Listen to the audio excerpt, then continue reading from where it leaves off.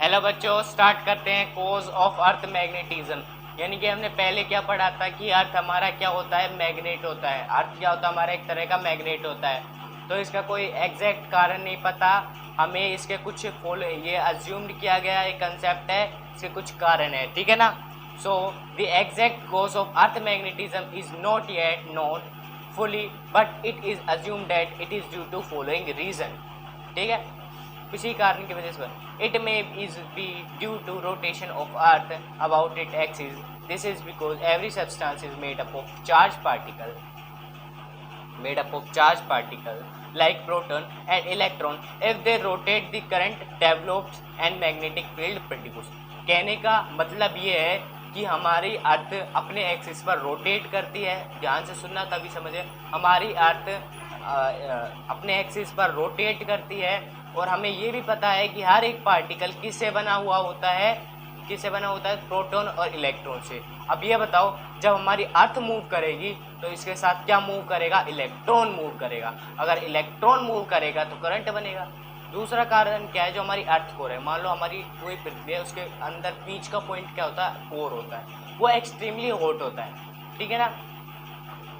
ये second part बता रहा हूँ, ठीक है ना। तो वो क्या होता है, उसमें क्या होता है, आपके आयरन और निकल क्या होते हैं, किस फॉर्म में पाए जाते हैं, मोल्टन फॉर्म में पाए जाते हैं और हॉट फॉर्म में पाए जाते हैं, ठीक है। इस वजह से, ठीक है, इस वजह से क्या होता है, उसमें कटाइंस और अनाइंस रहते हैं। अनाइंस में क्या होता है, इलेक्ट्रॉन्स रहते हैं। सो इलेक्ट्रॉन्स मूव करेंगे तो क्या बनाएगा, करंट बनाएगा। क्या बनाएगा, करंट बनाएगा। इतनी बात क्लियर आपको, इतनी बात क्लियर। तो ये दो ही कारण है कि इससे की वजह से हमारे कोज ऑफ अर्थ मैग्नेटिज्म होता है। दूसरा है मैग्नेटिक एलिमेंट्स ऑफ अर्थ, ठीक है। यानी कि मैग्नेट एलिमेंट्स ऑफ अर्थ का एक टॉपिक है, उसके बारे में बता रहे।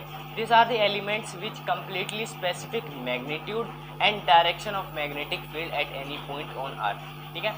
ये क्या है, this are the elements which completely specific magnitude, यानी कि आपने वेक्टर पढ़ा था ना, वेक्टर क्या होता है, मैग्नीट्यूड प्लस डायरेक्शन। ऐसे ही आपका मैग्नेटिक एलिमेंट क्या होता है अर्थ का, ये होता है specific magnitude and direction of magnetic field at any point on earth, ठीक है। उसको कहते हैं मैग्नेटिक एलिमेंट्स ऑफ अर्थ। जैसे कि वेक्टर था, ऐसे ही मैग्नेटिक एलिमेंट्स ऑफ अर्थ हमारा ये, ठीक है। बात क्लियर, ठीक है। अब क्या है कि, ठीक है, इसके तीन पार्ट रहते हैं। This are the three magnetic elements. पहले क्या रहता है, मैग्नेटिक डिक्लिनेशन, ठीक है, ठीक है। फर्स्ट आता है मैग्नेटिक डिक्लिनेशन और एंगल ऑफ डिक्लिनेशन, ठीक है। दूसरा आता है हमारा magnetic inclination, angle of VIP और मैग्नेटिक वीआईपी, ठीक है। पहला क्या होता है, मैग्नेटिक डिक्लिनेशन, जिसको हम एंगल ऑफ डिक्लिनेशन कहते हैं। दूसरा होता है मैग्नेटिक इंक्लिनेशन और एंगल ऑफ डीआईपी और एंगल ऑफ डीआईपी, जिसको हम कहते हैं डेल्टा से इसको डिनोट करते हैं। और तीसरा होता है हॉरिजॉन्टल कंपोनेंट। जो पहला होता है वो मैग्नेटिक डिक्लिनेशन, ये क्या रहता है, it is defined as the angle between magnetic axis and geographical axis. मैंने शुरुआत में क्या बताया था, अगर आपका जो कंपास अगर वो नॉर्थ पोल बता रहा है तो जियोग्राफिकल पॉइंट से क्या होता है वो, सॉरी मैग्नेटिक, उससे क्या होता है हमारा क्या होता है वो साउथ होता है, ठीक है, साउथ होता है। देखो सिंपल सी एक बात बताओ यार, अगर तुम्हारा मैग्नेट जो कंपास है वो इधर की तरफ नॉर्थ कर रहा है तो मैग्नेट की तरफ से वो आपका साउथ होगा, ठीक है। और ज्योग्राफिकल देखेंगे तो वो नॉर्थ ही रहेगा, ठीक है, ठीक है। अगर वो नॉर्थ इंडिकेट कर रहा है, अगर हमारा कंपास नॉर्थ इंडिकेट कर रहा है, खुद सोचो अगर ये मैग्नेट है, सोच रहे हो मैग्नेट है, अगर ये साउथ ना होकर के नॉर्थ होता तो ये और ये रिपेल नहीं करते, और ये और रिपेल करते तो इसका डायरेक्शन अपोजिट हो जाता। यहाँ मैग्नेट एस का वो था, पोल था, तो इसको देके ये अट्रैक्ट करा, तो इसलिए मैग्नेटिक एक्सिस पर तो ये होगा और ज्योग्राफिकल से ये होगा। यही मैंने कहा है, नॉर्थ पर साउथ का ज्योग्राफिकल रहता है और साउथ पर नॉर्थ का ज्योग्राफिकल रहता है। और यहाँ पर क्या रहता है, मैग्नेट का नॉर्थ, और यहाँ क्या रहता है, मैग्नेट का साउथ।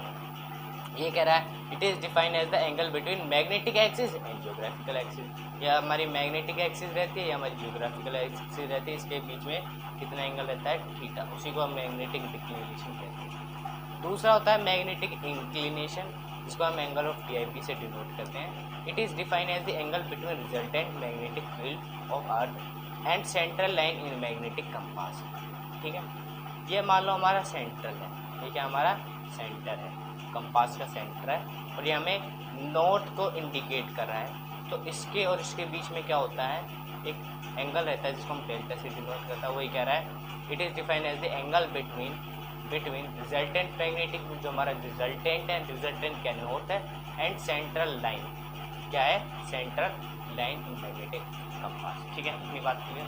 थर्ड है हमारा हॉरिजॉन्टल कंपोनेंट। हॉरिजॉन्टल कंपोनेंट क्या रहता है, it is defined as the component of resultant magnetic field in horizontal direction. मतलब सपोज करो कि यहाँ पर नॉर्थ या साउथ को इंडिकेट करता है, तो ये हमारा क्या रिजल्टेंट है। ठीक है, सो यहाँ पर और इसके बीच में किसका वो था, इसके और इसके बीच में देखो तो ये था, ये हमारी क्या थी, हॉरिजॉन्टल थी। ये क्या थी हमारी, ये थी हमारी सेंट्रल लाइन थी, तो इसको सेंट्रल लाइन मान लो। अब ये है और ये सेंट्रल लाइन है, तो इसके बीच में डेल्टा है, तो मैं इसको H को, जो मेरा H आया ये क्या है हॉरिजॉन्टल, इसको मैं R कोस डेल्टा लिख सकता हूँ, पता है आपको, और यहाँ पर R साइन डेल्टा लिख सकता हूँ। इतनी बात क्लियर होगी। अगर मैं डिवाइडिंग सेकंड बाय फर्स्ट करता हूँ तो V/H क्या होता है, R sine delta upon R cos delta. So ये इसका आंसर आ जाएगा tan डेल्टा। ठीक है, now squaring and bothing first and second. So जब हम इसको एडिंग करेंगे तो हमारा ये रिजल्टेंट आएगा। ठीक है, बात क्लियर।